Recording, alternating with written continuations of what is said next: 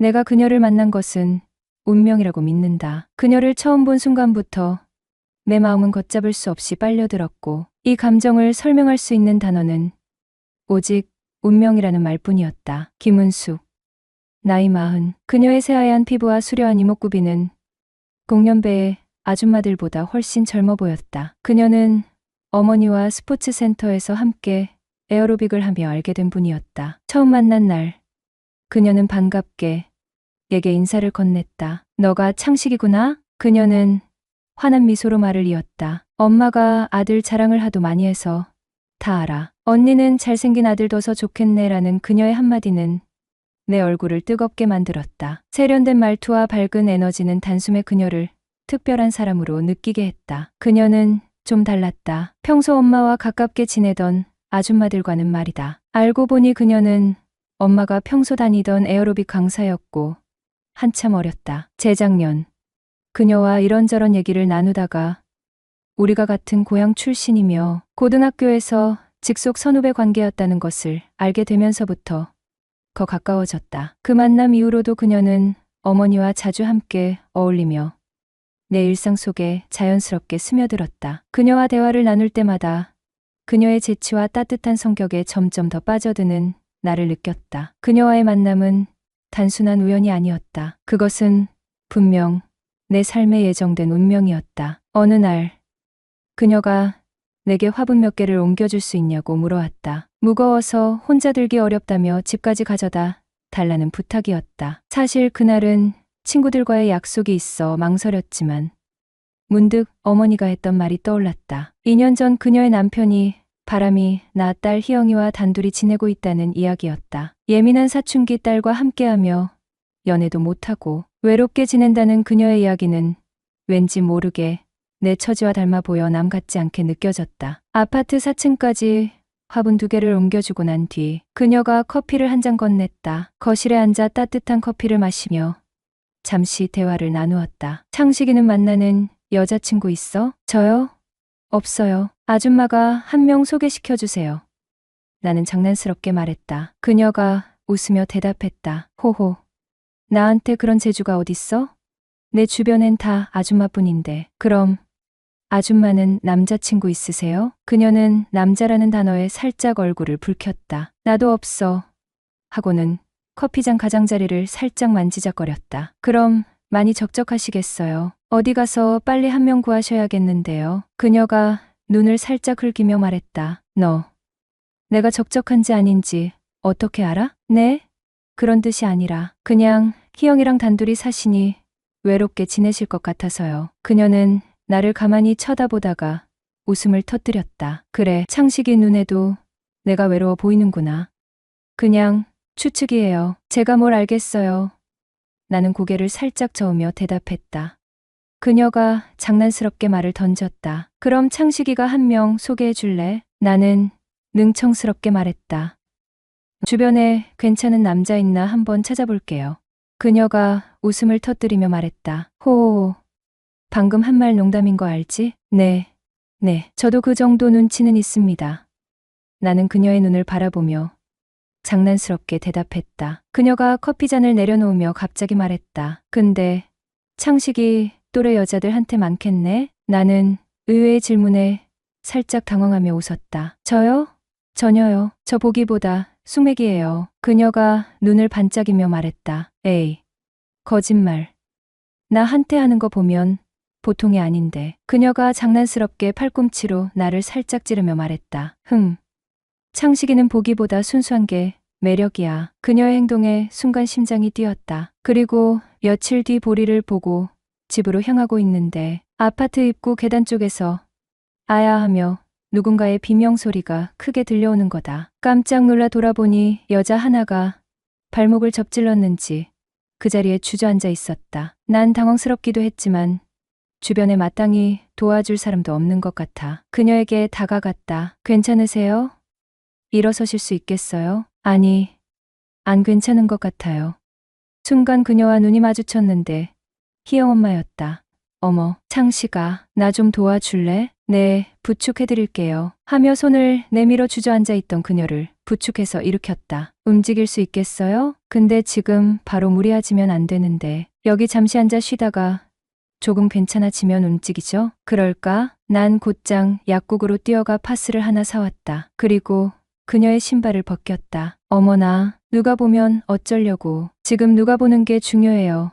사람이 다쳤는데 가만히 있어 보세요. 파스를 붙이기 전 발목 상태를 이리저리 살펴보며 꼼꼼히 체크를 했다. 창씨가 나 부끄러워. 아니, 다쳤는데 제 앞에서 체면 차리고 남들을 그리 의식을 하세요. 좀만 있어봐요. 혹시 몰라. 꼼꼼히 발목을 살펴보니 큰 부상은 아닌 듯 했다. 파스를 붙이고 잠시 쉬었더니 괜찮아졌다고 했다. 창식이 아니었으면 혼자 난리블루스가 났을 텐데 말야. 생각만 해도 끔찍하네. 그럼 오늘만큼은 아줌마한테 제가 구세주인가요?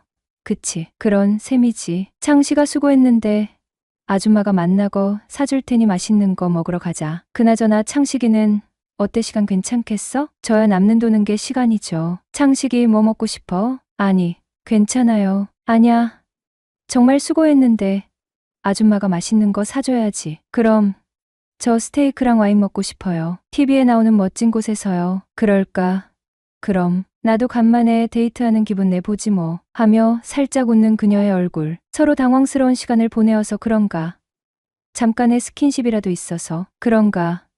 어딘가 모르게 그녀와 가까워진 느낌이었다. 그리하여 가장 가까운 스테이크 전문점으로 향했다. 주문을 하고 먼저 나온 음료를 마시고 있는데 그녀가 표정이 그리 밝지 못했다. 나중엔 안 사실이지만 그곳은 전 남편과 희영이가 자주 외식하던 곳이었다고 했다. 아줌마 표정이 무슨 고민이 있는 것 같네요. 아무 일도 아냐. 발목 때문에 신경 쓰여서 그런 거지. 정말이죠? 괜히 걱정했네요. 호호. 내 걱정을 왜 내가 해. 모르겠어요. 저도 남자라 그런가. 괜히 신경 쓰이네요. 뭐라고? 남자라 그런다고. 호호.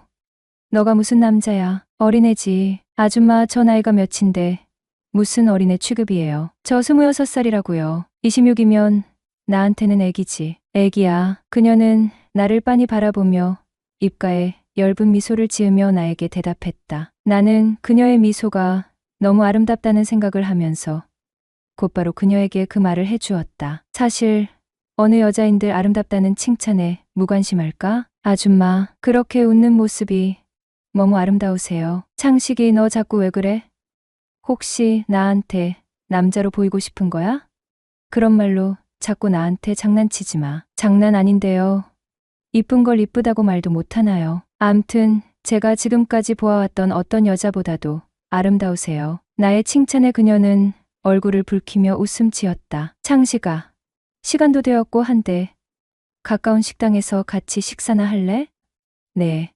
좋아요. 나는 그녀의 제이의 얼굴을 한참 동안 쳐다보다가 수락했다. 우리는 식사를 하면서 많은 이야기를 나누었다. 아줌마, 실례지만 나이는 어떻게 되시는지. 어머, 여자 나이 함부로 묻는 것은 실례야. 하지만 이렇게 창식이에겐 특별히 가르쳐 주는 거야. 나 올해 40이야. 네? 40살이라고요? 아이고, 전 30도 안 된 줄 알았어요. 내 얼굴이 좀 앳돼 보이긴 해. 그나저나 하는 것도 없이 자꾸 나이만 먹어가고 있네. 나는 그녀의 나이보다 특별이라는 말이 묘하게 가슴을 울렸다. 잠깐 동안 침묵이 흘렀다. 창식아, 무슨 생각하니? 아줌마를 어떻게 한번 꼬셔볼까 하고요. 그녀의 갑작스러운 물음에 나는 마음속에 생각하고 있던 말을 엉겁결에 뱉어내고 말았다. 그러자 그녀는 얼굴을 더욱 빨갛게 물들이며 고개를 숙였다. 나는 어색해진 분위기를 돌리기 위하여 그녀에게 연락처를 알려달라고 했다. 그러자 그녀는 잠시 머뭇거렸다. 왜? 저랑 연락하고 지내는 거 싫으세요? 아니, 그런 게 아니라 연락처 알려주면 너가 날 이상하게 생각할까봐. 조금 망설이게 되네. 왜요? 계속 연락해서 들이댈까 봐요. 아, 창식이처럼 매력적인 남자가 들이대면 나야 좋지. 근데 혹여나 이상한 소문이라도 나면 어째? 언제는 남자 아니고 애기라면서요? 너가 아까부터 이상한 플러팅을 자꾸 하니깐 그때부턴 남자로 보이네. 호호. 조심해서 만나면 되죠. 그리고 우리 둘을 누가 이상하게 보겠어요. 그래도 좀. 이후 그녀와 개인적으로 연락을 하며 지냈다. 그리고 보름이 지났다. 희영 엄마에서 먼저 연락이 왔다. 희영이 학교에서 수련회 갔어. 집에 아무도 없는데 놀러 올래? 우리의 만남이 본격적으로 이뤄진 게 그때부터였다. 나는 솔직히 연상에 대한 로망을 가지고 있던 것도 아니고 당시 여친과 갑자기 헤어지고 나서 외로움을 엉뚱한 데서 풀고 싶은 일탈 정도였달까? 네, 가는데 20 정도 걸려요. 그래, 천천히 와. 너 좋아하는 찜닭 만들어 놓고 있을게. 집에 가는 내내 여러 생각이 들었다. 영화에서 보는 그런 스토리가 전개될 수 있을까? 은교처럼 말도 안 되는 연상연하 커플 말이다. 그녀 집에 도착하여 찜닭을 먹고 난 뒤 맥주를 한잔하다 이런저런 얘기하면서 새벽까지 술을 마셨고 그 사람도 나도 그 시기에 여자와 남자가 필요했던 시기였기에 물 만난 고기란 표현이 맞을진 모르겠지만 암튼 우린 일사천리로 남녀 사이가 되어버렸죠. 그렇게 저와 여자친구는 취업을 준비하는 동안 만나 1년 넘게 연애를 했습니다. 전 여친에게 환승이별 당하고 헤어진 지 2주차쯤 되는 날에 남친과 1박 2일 제주도 여행 가서 호텔 사진 찍어서 올리고 남친에게 받은 선물이라며 이것저것 자랑하듯이 스토리에 올리더군요. 저는 몸무게가 5kg 정도 빠졌고 한 달간 하루도 빠짐없이 전 여친이 꿈에 나타났어요. 꿈속에서만큼은 제가 한없이 매달려도 매몰차게 거절하고 저를 끊어내던 얼음 같은 모습이 아니라 서로 좋았던 모습들, 최고로 사랑한다고 느꼈던 순간의 모습들로 나타나대요. 일어나면 항상 가슴 한편이 찢어질 것 같이 아팠습니다. 첫사랑의 첫 연애도 아니었는데 그렇게 아픔을 남겨주고 떠날지 몰랐죠. 이후 1년 가까이 연애를 못하고 있다가 희영 엄마를 만난 거고요. 한창 나이에 수많은 소개팅을 하고도 눈에 차는 사람이 없어서 현타왔는데 왜 하필 애딸린 돌싱한테 꽂혀버린 건지. 나이차 14살, 돌싱, 양육 중인 딸 하나. 알면서도 시작했죠. 머리로 나뉜 거 하는데 정말이지 그땐 절실했거든요. 그리고 외적으로나 내적으로도 나쁘지 않았고요. 일단 만나보고 후회하자 싶었고 연애만 하는 건 괜찮을 거라 생각했죠. 저 부분들만 빼면 본인 능력도 있고 경제적으로도 탄탄하고 성격 모두 다 좋았네요. 근데 만나면서 이 사람도 날 너무 사랑해주고 아껴줘서 너무 행복하고 좋은데 사랑하는 마음이 클수록 너무 힘들고 마음이 아프더라고요.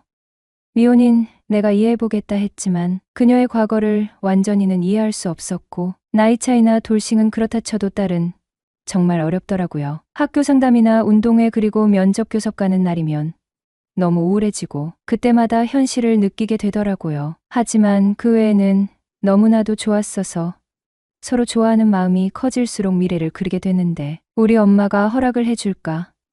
나랑 결혼해서 아기를 낳으면 우리 가정에 충실할 수 있을까? 만약에라는 가정이 꼬리에 꼬리를 물고 그런 생각을 하니까 일에 대한 확신을 못하겠더군요. 상대는 아낌없이 나한테 다 주려 했고 나한테 오고 싶어 했는데 그럴 때마다 내가 힘들어하고 내가 확신 없는 모습을 보이니 본인도 상처였나 봐요. 안 그래도 이혼이란 큰 상처가 있는 사람인데 자기도 얼마나 힘들었겠어요. 다시 큰 용기 내서 잘해보려 해도 현실이 힘드니 상처였겠지요. 서로 너무 사랑하지만 상처뿐인 연애라 머릿속으론 둘 다 헤어져야 한다는 걸 알았지만 계속 붙잡고 이어오다가 결국과 마음 커지기 전에 끝이 보이는 연애라면 정리하자는 그의 말에 헤어지게 되었어요. 이게 맞는데 왜 마음이 이렇게 아픈지 이별 한두 번 해본 것도 아닌데 마음이 남아있는 상태에서 현실적인 것 때문에 헤어져서 그런가 봐요.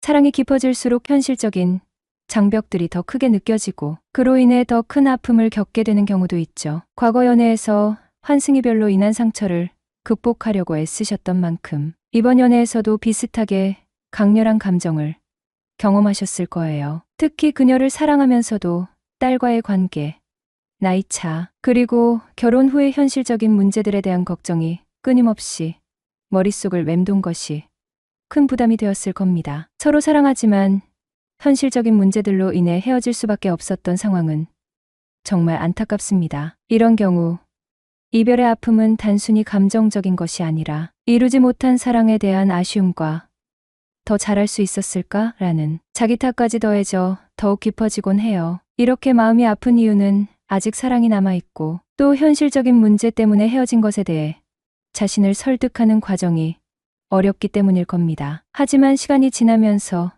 자신이 했던 선택의 이유를 점점 더 이해하게 될 거예요. 지금은 감정이 정리되지 않아 힘들겠지만 이런 경험을 통해 본인의 감정과 상황을 더 깊이 이해하는 계기가 될 수 있을 거예요. 지금 당장은 너무 스스로를 몰아붙이지 말고 천천히 감정을 소화해 나가며 조금씩 일상으로 돌아가길 바라요. 그리고 이번 경험을 통해 자신에게 더 적합한 관계와 사랑의 형태에 대해 천천히 고민해 보면 좋을 것 같습니다. 힘든 시간을 보내고 있는 당신에게 위로와 응원의 마음을 보냅니다.